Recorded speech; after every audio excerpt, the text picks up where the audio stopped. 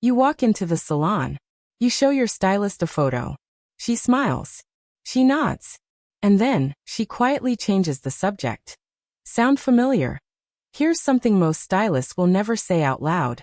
There are certain haircuts they steer away from on women over 60.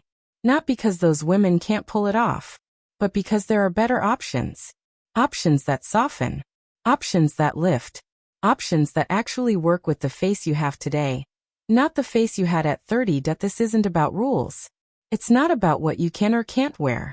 It's about understanding why some haircuts quietly age you, while others make people ask, "What's your secret?" Today we're going through 5 of them. 5 haircuts that show up on Pinterest boards everywhere, but that experienced stylists quietly avoid recommending for women over 60. Stay with me till the end, because the last one might genuinely surprise you. The super short severe pixie. Let's start with one of the most common ones. The super short pixie cut. Cropped close to the skull. Almost no length on top.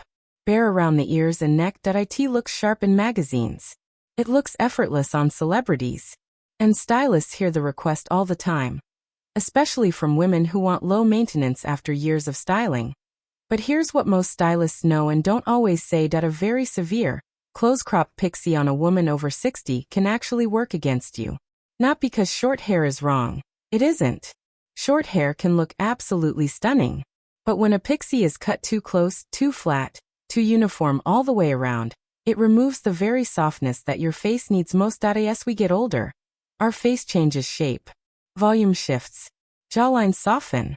The neck changes. And hair that sits tight to the head draws attention to every one of those shifts rather than gently framing around them. What stylists prefer instead is a pixie with texture. A little volume on top. Some layering around the crown. Softness around the temples. Something that frames rather than exposes. The difference between a pixie that ages you and one that doesn't is often just an inch of volume in the right place. So if you love short hair, and many women do, keep loving it. Just ask your stylist for movement. Ask for something that lifts at the crown and feathers near the face. A textured pixie is a completely different thing from a severe one. The goal is never to hide your face. It's to frame it. And framing takes just a little softness that the severe cut doesn't allow. Short can be beautiful. It just needs to breathe. Very long straight hair with no layers. This one surprises people. Because long hair feels youthful. It feels free. And for many women, it carries years of identity. But here's the truth that stylists quietly understand. Very long, pin-straight hair with no layering, cut blunt all the way to the waist or mid-back, can actually pull your whole face downward after 60. Gravity is real. And long, heavy, unlayered hair adds visual weight to the lower half of your face and neck. It draws the eye down rather than up. And when your hair is flat and straight with no movement, it frames the face in a way that emphasizes changes in the jawline and neck rather than softening them. Stylists don't avoid long hair. They avoid the wrong version of long hair. The difference is layering. Long hair with layers, especially face framing layers that start near the cheekbones and collar, creates lift. It creates movement.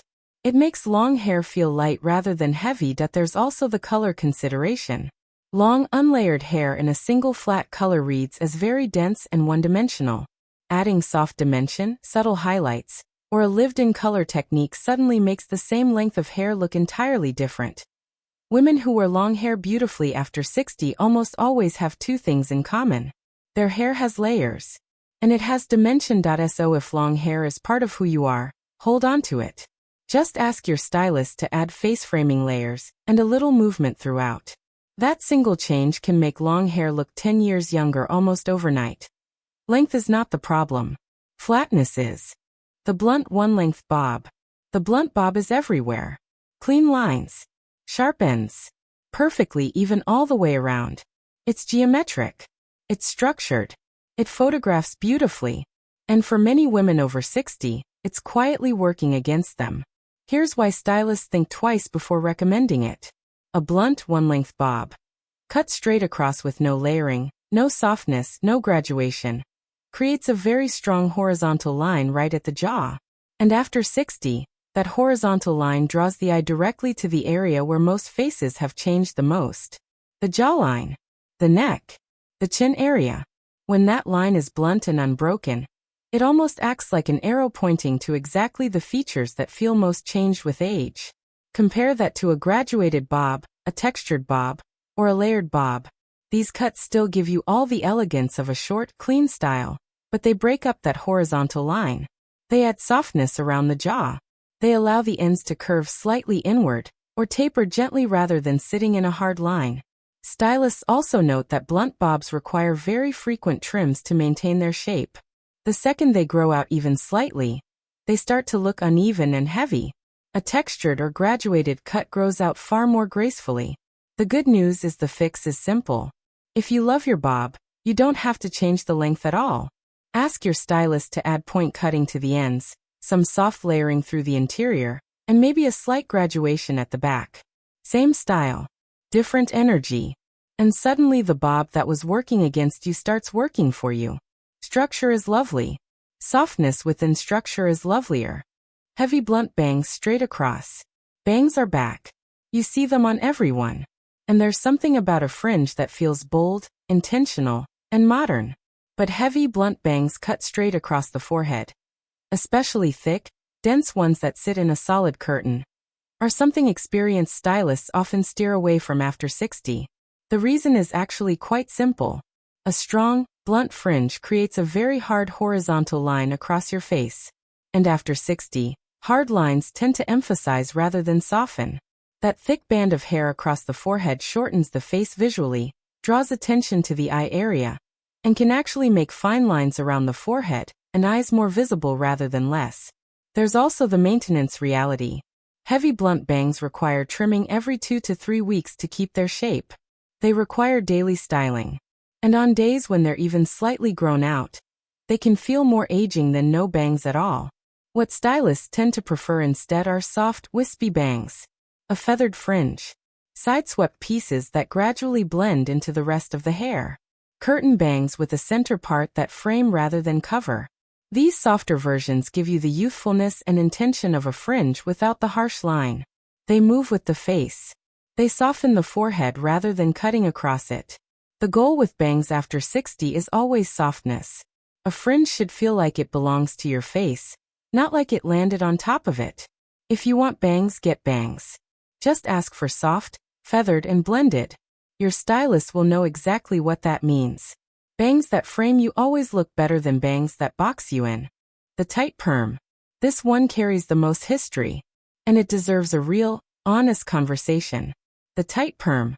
Small uniform curls all over the head. Springy. Dense. Cropped close. You know exactly what it looks like. And for decades, it was considered the practical, sensible choice for women of a certain age. But stylists today quietly see it as one of the most aging things a woman over 60 can do to her hair. Here's why. Tight. Uniform curls remove all the natural softness and movement from hair. Everything becomes one texture, one density, one shape. And that shape, a round, uniform helmet of small curls, draws attention to the head as a solid object rather than allowing hair to frame the face naturally. There's also the association. Tight perms carry decades of cultural shorthand. They signal a certain era, a certain resignation. And most women over 60 today are anything but resigned. Modern stylists who work with curly or wavy hair take a completely different approach. They work with the natural texture. They encourage movement. They add size and softness rather than uniformity. A loose wave, a soft spiral, a textured natural curl. These are entirely different things from a tight perm. The goal is never to fight your hair's natural texture. It's to enhance it. To give it life and movement rather than compress it into a uniform shape. If you've been getting perms for years out of habit, it might be worth having an honest conversation with your stylist about what else is possible. About what your hair could look like with a modern wave technique or a simple set of loose, soft curls. Your hair has so much more potential than a tight perm allows. 5 haircuts. 5 quiet truths that stylists know. And that now so do you. This isn't about rules. It isn't about what you're allowed to do. You can wear your hair any way you want. That will never change. But knowing why certain cuts work and others don't, that's real information. That's the kind of thing you can actually bring to your next salon appointment. Not a photo of someone else's hair. Not a trend from Pinterest, but a real conversation about what frames your face, softens your features, and brings out the best in the person you are right now. Because that's the whole point. Not to look like you did at 30, but to look like the most beautiful, most alive version of yourself today. Your hair tells a story. Make sure it's the one you actually want to tell. If you found this video helpful, don't forget to subscribe to Timeless Wisdom Path.